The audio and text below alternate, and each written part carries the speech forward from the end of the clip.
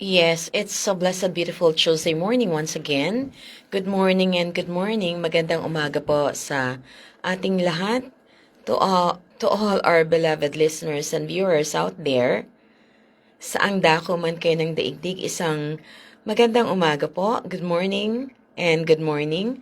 Anyong hasayo yorobun sa wikang Korean. Kamusta po ang lahat?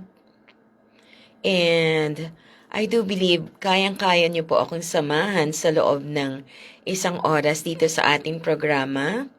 Good morning, Sesang Madul. Broadcasting from South Korea, this is your host as always, Amalia Hamito once again at muli pong bumabate, anyong hasayo yorobun.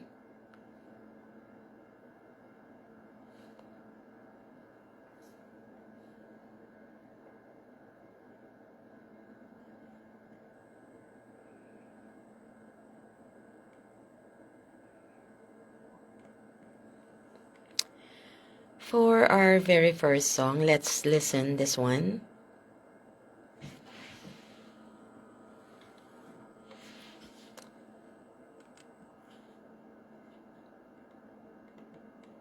It's entitled Heal Our Land.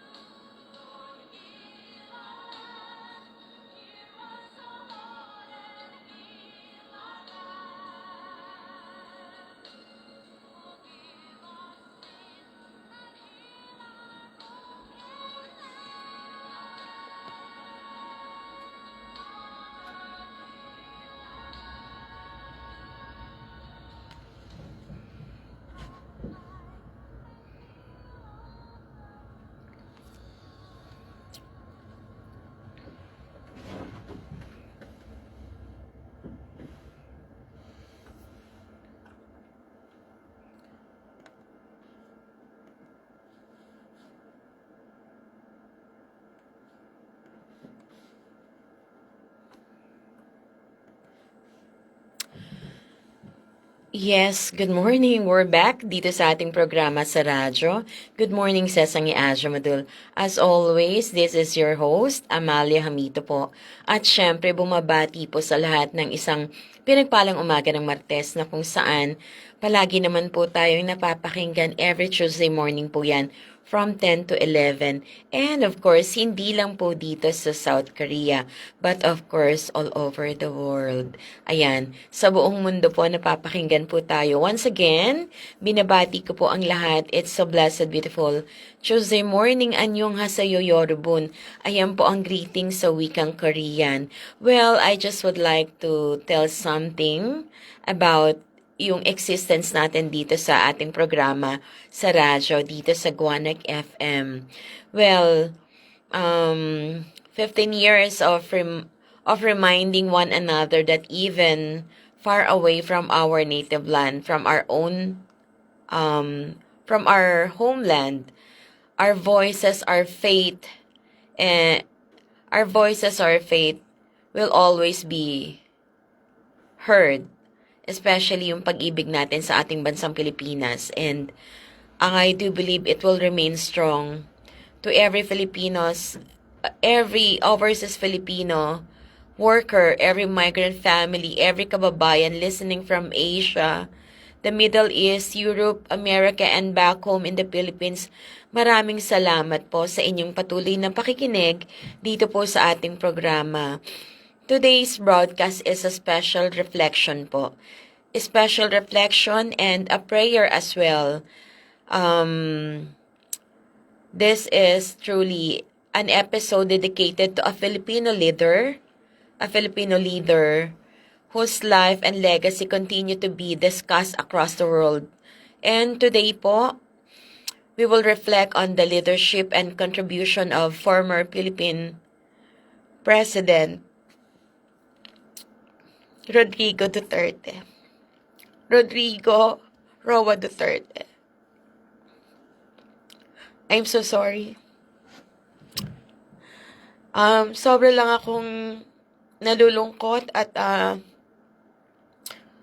hindi ko ma-analyze kung bakit nangyayari itong mga ganitong bagay. But still, of course, we do believe na ang lahat ay may kadahilanan.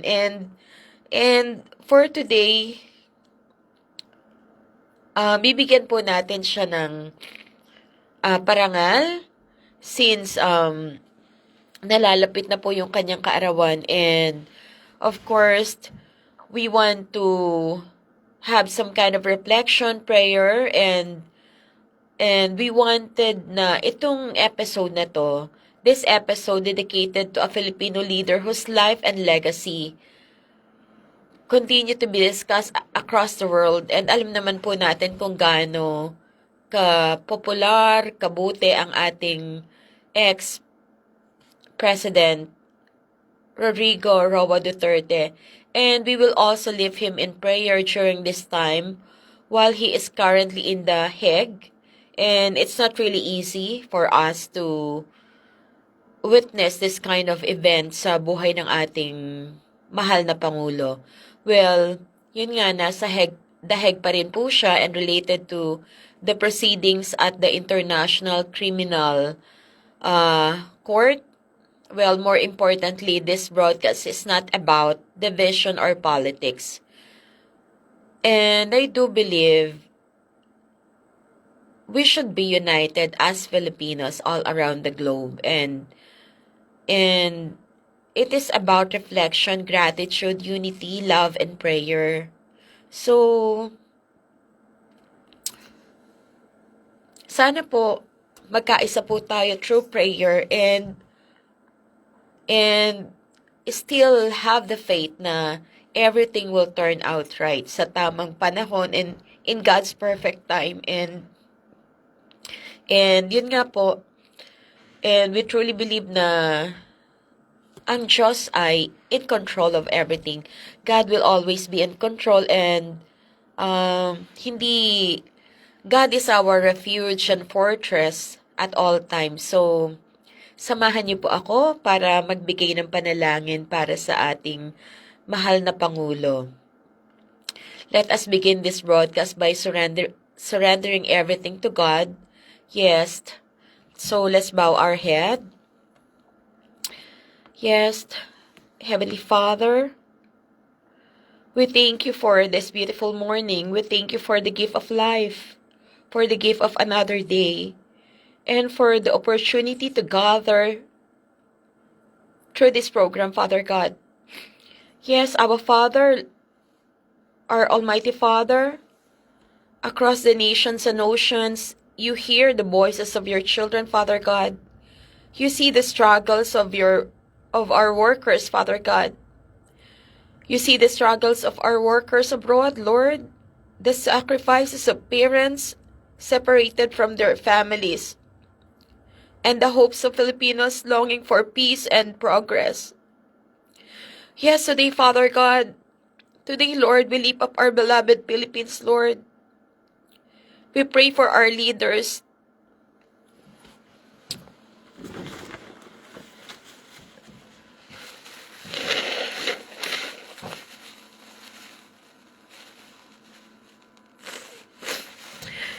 Yes, Almighty Father, we pray for our leaders, past and present, Almighty God. You are truly in control, Lord. We especially lift up, Lord, our former President, Rodrigo Roa Duterte, Father God, asking that you guide him, Lord, protect him, Father God, and grant him strength during this difficult season of his life, Father God. Yes, Almighty Father, help us, Lord, to pray more, Father God, to deepen our faith, Father God. Yes, Almighty Father, bring justice, truth, peace, and wisdom to all process taking place, Father God. May your will be done, Lord. May your mercy cover every nation, Father God. And may your peace fill the hearts of our listeners today, Father God. Yes, Almighty Father, we leave everything unto you, Father God. We believe, Lord God, that your power is more than enough, Lord God. Your power is more than enough, Lord God, and justice will prevail. Yes, Almighty Father, we lift up this prayer into your loving and merciful hands, Father God. Thank you, Lord. In Jesus' name we pray. Amen and amen. Yes, it's a blessed, beautiful Tuesday morning once again. Our dear followers, our dear listeners, our dear viewers out there. At pasensya na po kayo.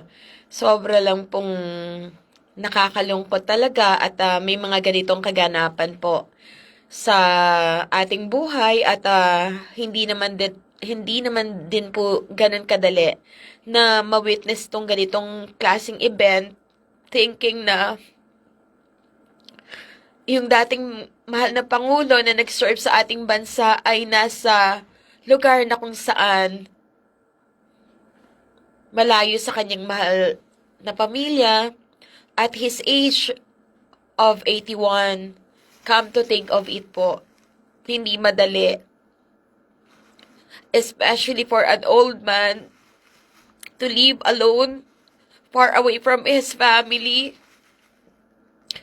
And it's truly so painful po na ma-witness yung mga ganitong klaseng sitwasyon, especially isipin po natin if ever na siya po yung ating biological father, right? Sobrang sakit po. What more itong taong ito na nagbigay ng maraming recognition sa ating bansa. Nakakalungkot lang po at kinakailangang mangyari itong mga ganitong bagay. So, well, katulad nga po ng nasabi ko, we are not here to para mamulitika. We are here to lift a prayer para po sa ating dating mahal na Pangulo, ex-President Rodrigo Roa Duterte. And special mention po sa ating mahal na guro ng elementary grade, si kay Ma'am Nora Binay Ramos. Hello po, Ma'am. It's good to see you out there. I love you po with God's amazing love. At salamat po nandyan kayo at patuloy na malakas at pinagpala ng poong may kapal. It's really nice to see your name. Ayan po. And I always looking forward na patuloy po kayong ingatan ng Diyos at ang iyong buong pamilya po. And for the meantime, let's play another beautiful song bago po tayo mag-proceed sa ating theme for today, which is dedicated to our ex-president, Rodrigo Roa Duterte.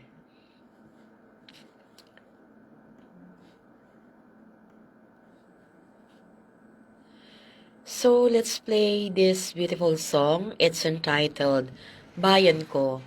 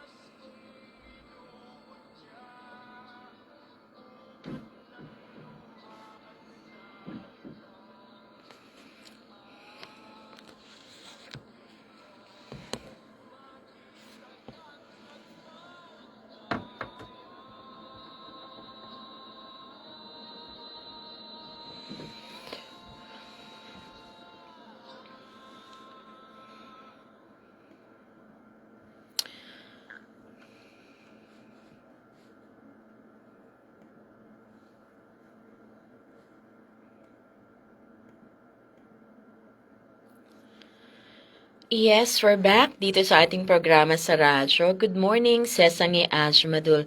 As always, Amalia Hamito po, your host, dito sa ating programa at Guanac FM 100.3 MHz.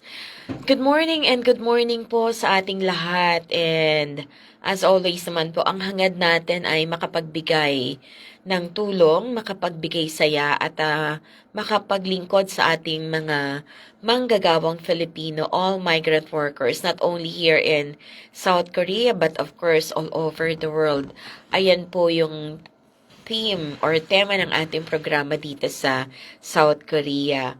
So, kamusta po ang lahat? Kamusta po kayo? It's really a great blessing na yun, napagtagumpayan na po natin ang winter and spring is almost approaching.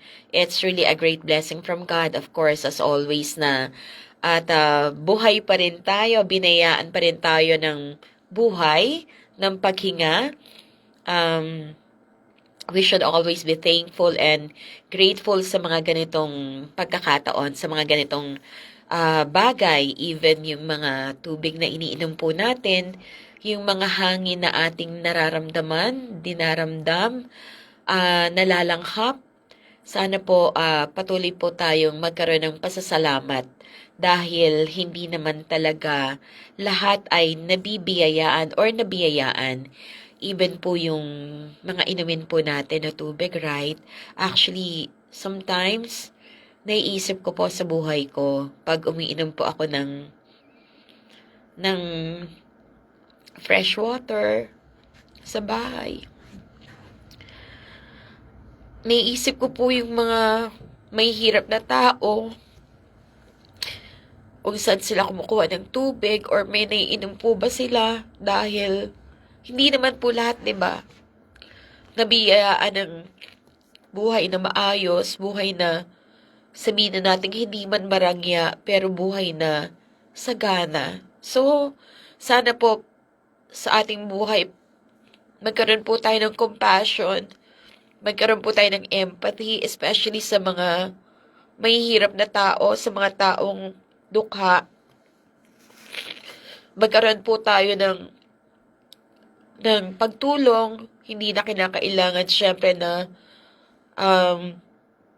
kumbaga, ano po yun right? Parang automatic na makapagbigay po tayo ng pag-ibig sa ating kapwa. 'Di ba?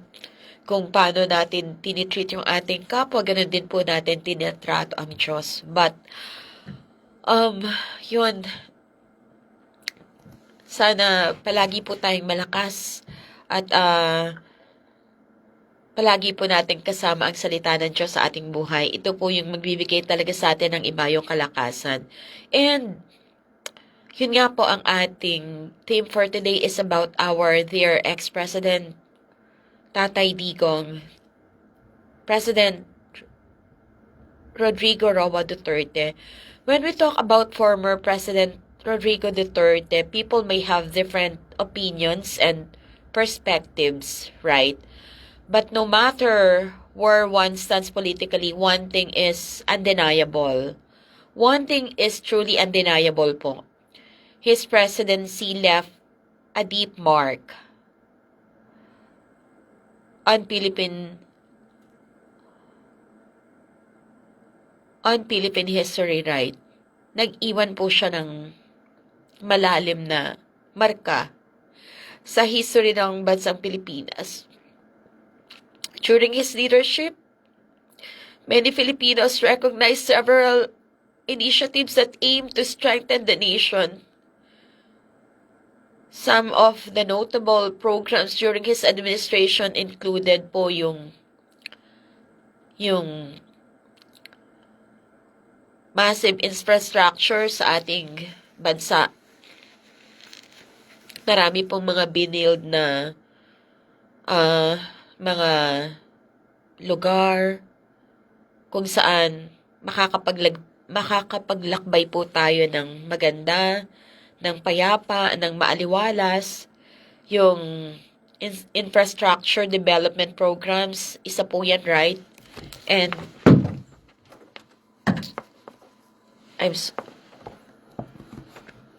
I'm sorry. I'm sorry po.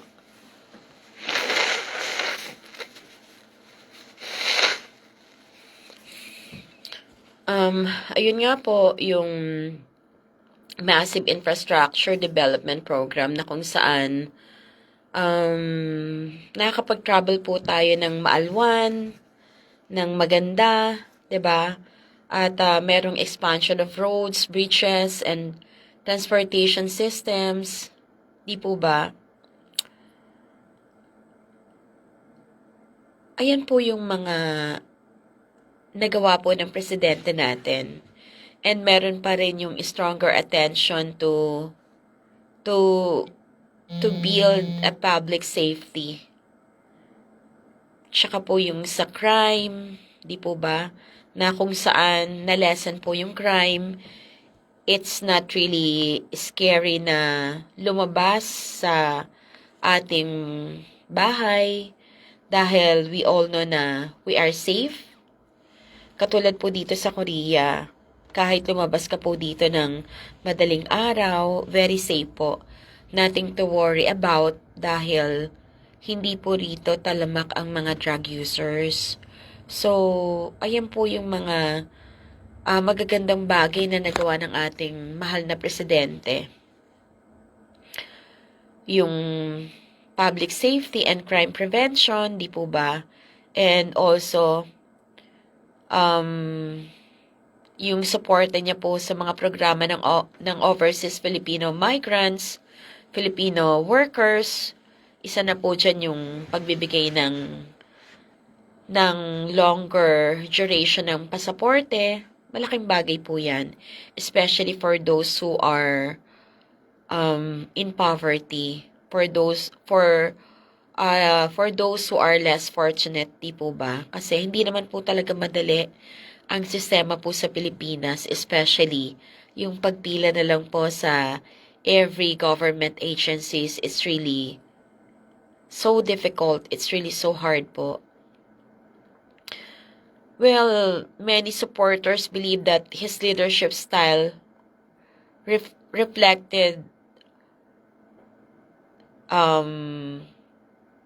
decisiveness and strong political will. Well, for some, many Filipinos felt that yung pagiging presidente niya represented the voice of ordinary citizens. Yung boses ng masa maririnig during his presidency. And history will always evaluate leaders in complex ways. But today po, our intention is not to argue politics. Today, our intention not to argue politics. Today, our intention is to pray for the well-being of our fellow kababayan and former national leader who is no other than Tatay Digong Rodrigo Roa Duterte. Mga kababayan, ang kasaysayan ng isang bansa ay binubuo ng maraming leader, maraming kwento at maraming pananaw. Isa sa mga leader na nag-iwan ng malaking marka sa modernong kasaysayan ng Pilipinas, no other than ex-President Rodrigo Roa Duterte. May mga Pilipinong humahanga sa kanyang matapang na pamumuno at sa kanyang mga programa para sa kaayusan at kaunlaran ng bansa. And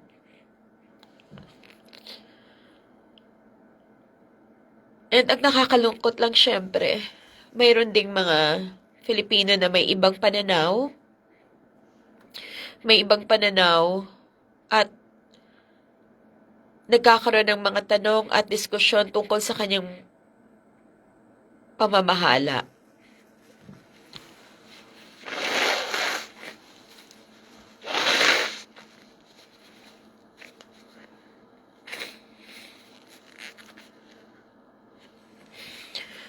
At syempre, my dear kababayan, ito yung kagandahan ng isang bansang demokrasya.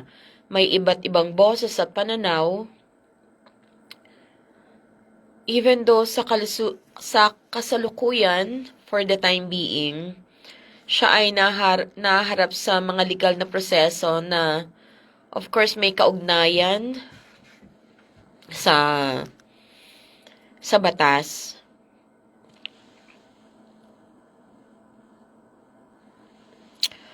At hindi madali yung kanyang kinakaharap sa International Criminal Court sa The Hague. And we all know, at his age, it's not really easy to battle with this kind of thing. Ngunit sa programang ito, hindi tayo narito upang makipagtalo, of course. Narito tayo upang magdasal, makiisa at maghangad ng kapayapaan para sa ating bayan, especially sa ating mahal na Pangulo, sa ating dating mahal na Pangulo. Sa ating ex-president, Tatay Digong. And nalalapit na yung kanyang kaarawan, right? It will be on March 28. So, sana before March 28 na makabalik na siya sa ating bansa. So, para sa ating mahal na leader, Tatay Digong, Tatay Rodrigo Roa Duterte, hindi ka po nag-iisa. Palagi ka po nakasama namin sa aming panalangin. At sa araw na ito, itinataas natin sa Diyos ang lahat ng kaganapan sa bawat minuto, sa bawat oras. Ang panalangin natin para sa ating mahal na Pangulo ng Pilipinas na si Rodrigo Roa Duterte, habang papalapit na ang pagdiriwang ng kanyang kaarawan.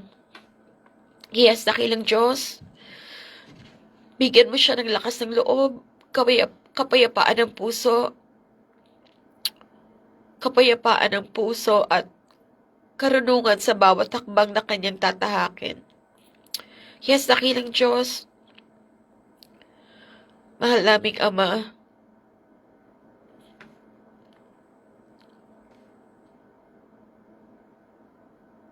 patuloy na bigyan mo siya ng lakas ng loob, Lord.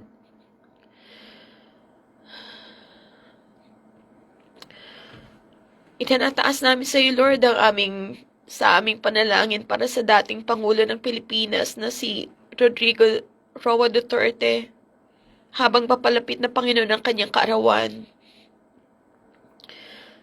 Patuloy mo siyang bigyan ng kalakasan, Panginoon. Patuloy mo siyang bigyan ng kalakasan, ng kapayapaan sa kanyang puso, at katarungan, Panginoon. Karunungan sa bawat hakbang na kanyang tatahakin, Panginoon Diyos. Naway ang iyong katotohanan, Lord, katarungan at awa ang manaig sa lahat ng sitwasyon, Panginoon. Yes, dakilang Ama, patuloy naming pinagdarasal ang aming mahal na Pilipinas, Lord, ang aming mahal na bansang Pilipinas, na iyong patuloy na gabayan ang aming bansa, Panginoon, ang aming mga leader, Father God, ang bawat pamilyang Pilipino saan mang dako ng mundo. Yes, Almighty God, you are in control of everything, Lord God. And we truly believe, Lord God, that there is nothing impossible upon you, Lord God. Sa iyo namin nilalagay, Lord God, ang aming pag-asa. Nananampalataya kami, Panginoon, na patuloy mo kaming sasamahan in this life journey, Father God, especially sa buhay ng aming mahal na Pangulo, Rodrigo Duterte. Bago tayo mag-proceed, let's play another beautiful song. I hope you will love this one.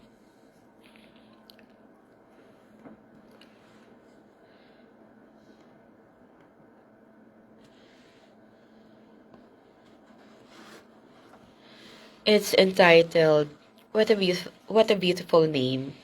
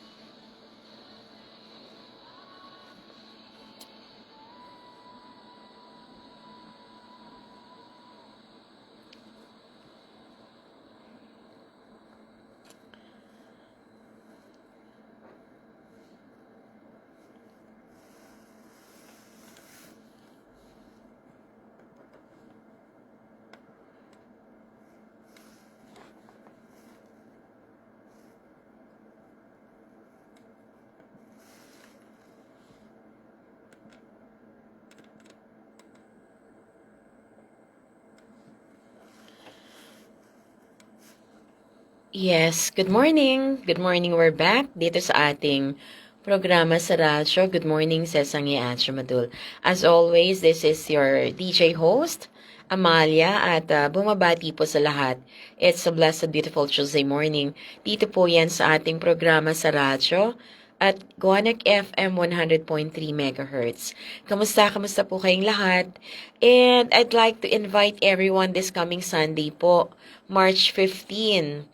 Sa Hewadong po tayo. Meron po tayong event na kung saan bibigyan po natin ng there will be a peaceful prayer rally po and fellowship as well para po sa ating mahal na Pangulo, Rodrigo Roa Duterte. So, magkakaroon po ng gathering. Yun po, magkakaroon po tayo ng reflection together. Isa-celebrate po natin ang kaarawan ng ating mahal na presidente, Tatay Digong, and meron po tayong meron po tayong solidarity walk na gagawin. Ayan po, at it will express yung solidarity walk na gagawin po natin, which will express hope and for peace po yan. At nawa makarating po kayo.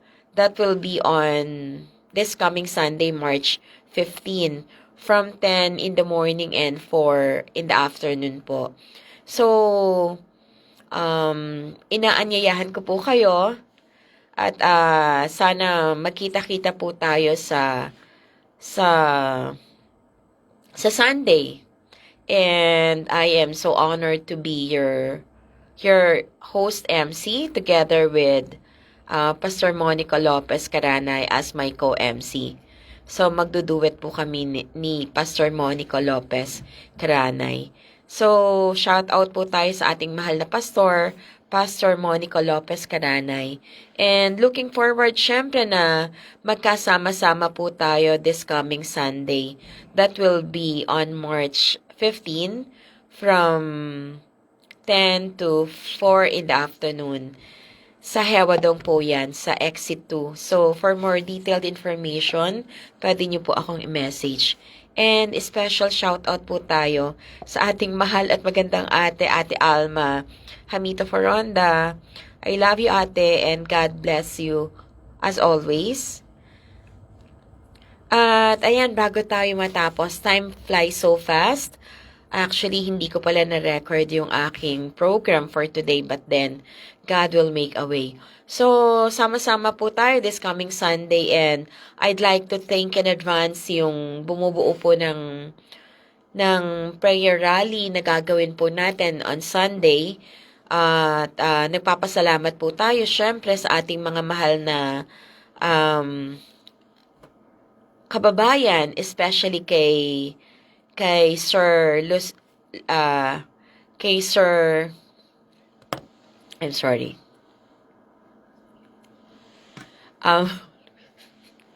Nawala ako. I'm so sorry po. Kay Sir Luisito po.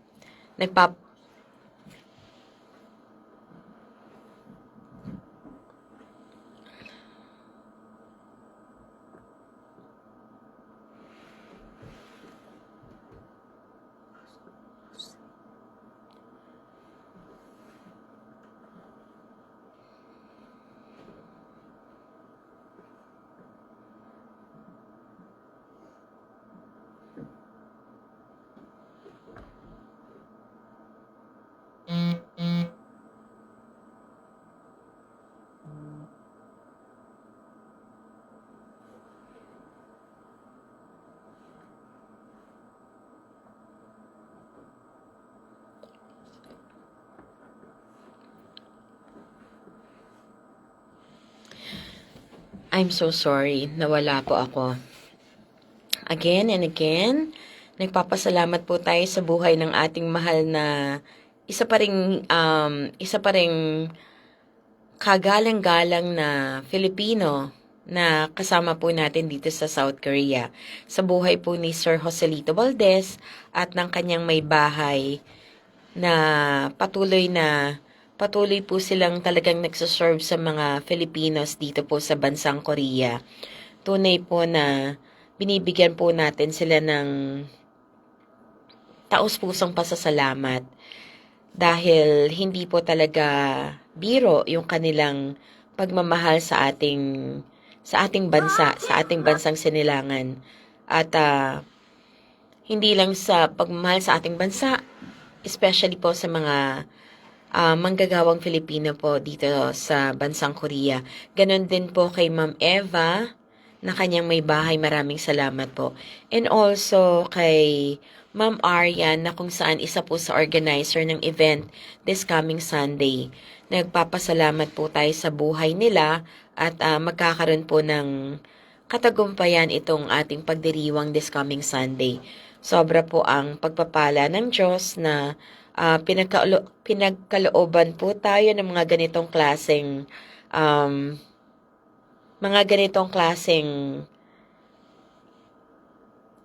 namumuno.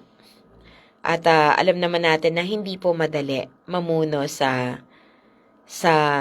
anumang larangan. But then, salamat po sa buhay nila at talaga nga namang very inspirational yung kanilang buhay. At yan nga po, patapos na po ang ating programa and para po sa ating mga mahal na OFWs na nakikinig po sa oras na ito, sa araw na ito, gusto ko lang pong ipaalam as always na you are modern heroes po. You leave your homes not because you want to be far away from your family, from our native land, but because you love your families deeply. Your sacrifices build homes. Your remittances educate children. Your courage strengthens our nation. Even when we are far away from the Philippines, our hearts remain Filipino. Our hearts remain Filipino, and today we stand united in prayer, and we will still and be united in prayer, of course, for our country, for our leaders, and for peace, of course, for our beloved country, for our fellow kababayan all over the world. And syempre, patuloy po tayong magkaroon ng faith na God will always do the rest. Patuloy po tayong magtiwala na sasamahan tayo ng Diyos sa anumang pagsubok, sa anumang trials, difficulties, dahil ang Diyos ay tunay at ang Diyos ay tapat. And for our closing prayer, samahan niyo po ako. Yes, Almighty Father, Almighty God, we pray for our nation, our beloved country, the Philippines. And we're also praying for all nations, Lord God. And we pray today for former President Rodrigo Duterte, Lord God. Grant him strength, Lord. Grant him wisdom and peace, Father God. Wherever he is today, Lord, surround him with your protection, Father God. Strengthen him, Lord God. Continue, Lord, to dwell in him, Father God. Guide every legal process with fairness, Father God. With fairness, Lord God, and truth. Yes, Almighty Father, let your justice prevail with mercy and wisdom, Father God. And above all, Lord God, let your perfect will unfold. Yes, Almighty Father, we believe in your word. We believe in your promises, Father God. And yes, Almighty Father, we humble ourselves. We're praying and lifting the life of our beloved ex-President, President Rodrigo Roa Duterte, Father God. In your hands, Father God, in your holy hands, we believe everything that all will turn out right, Father God. Yes, Almighty Father, salamat Panginoon sa iyong presensya sa buhay ng bawat isa. Patuloy nawa, Lord, na ikaw ang maging kasama namin sa lahat ng circumstances, Panginoon. Sa lahat ng senaryo ng aming buhay, patuloy, Lord, na ikaw ang maitaas kung ano man ang aming mga plano sa aming buhay. Let your will be done, Lord God, in each and every one of us, Father God. Ikaw, Lord, ang patuloy na manguna. Ikaw, Lord, ang patuloy na maitaas. Yes, Almighty Father, at sa aking mga kababayan out there, in times of uncertainty, we must remember, as always, that nations rise and fall, but God remains constant. Patuloy na tapat ang Panginoon at patuloy na siya ang magiging kasagutan ng lahat-lahat. Our hope is not only in leaders or governments. Our hope is in the Lord. And we should believe that our hope is only in the Lord who guides history itself. And let us continue praying for the Philippines, our government, our leaders, our families, justice and peace. Justice, love, and peace will always siya yung patuloy na maghahari. It will always prevail sa buhay ng bawat isa. So, let me leave you with this beautiful scripture na kung saan very powerful po ito. Ito yung scripture na isa sa paborito kong scripture. Isa sa paborito kong Bible verse. It is Psalm 33. I'm sorry. It is Psalm 33 verse 12. Blessed is the nation whose God is the Lord, the people He chose for His inheritance. Excuse me. So, bago po tayo matapos, samahan niyo po ako sa isang panalangin para sa ating lahat, especially para sa ating mahal na presidente. Panalangin lang naman talaga ang solusyon sa lahat ng problema na pwede nating talagang maging sandigan. With prayers, I do believe everything will be possible. So, let's bow our head and let's meditate the Word of God. Let's believe na sa Diyos ang lahat ay may katagumpayan at sa Diyos lahat ay posible. Yes, Heavenly Father, thank you, Lord God, for this hour together. Thank you for every listener and every heart that joined us today, Father God. Yes, Almighty Father, bless every Filipino family around the world. Protect our workers abroad. Guide our nation, the Philippines, Father God. And may your peace reign in every heart. Bless every nation. Bless the world, Father God. We leave everything, Lord, in your precious name, Jesus Christ. Amen and amen. And napakabilis po ng oras.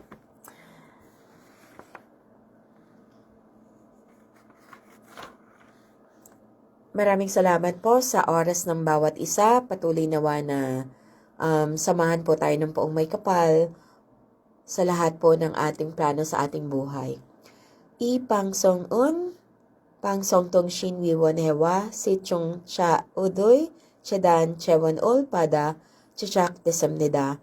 This is Amalia Hamito po once again at bumabati po sa lahat ng isang pinagpalang umaga ng Martes at patuloy nawa tayong samahan ng Diyos sa ating buhay. As always po, patuloy po tayong maging malakas kasama po ang salita ng Diyos sa buhay ng bawat isa. And I truly believe na sa buhay po, palagi po tayo magkaroon ng compassionate heart.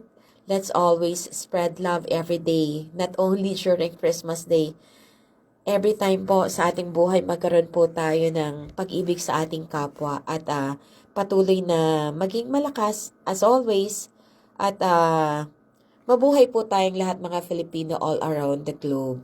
I love you po with God's amazing love. Again, This is your DJ host, Amalia Hamite po, at bumabati po sa lahat ng isang pinagpalang umaga. God bless us all po.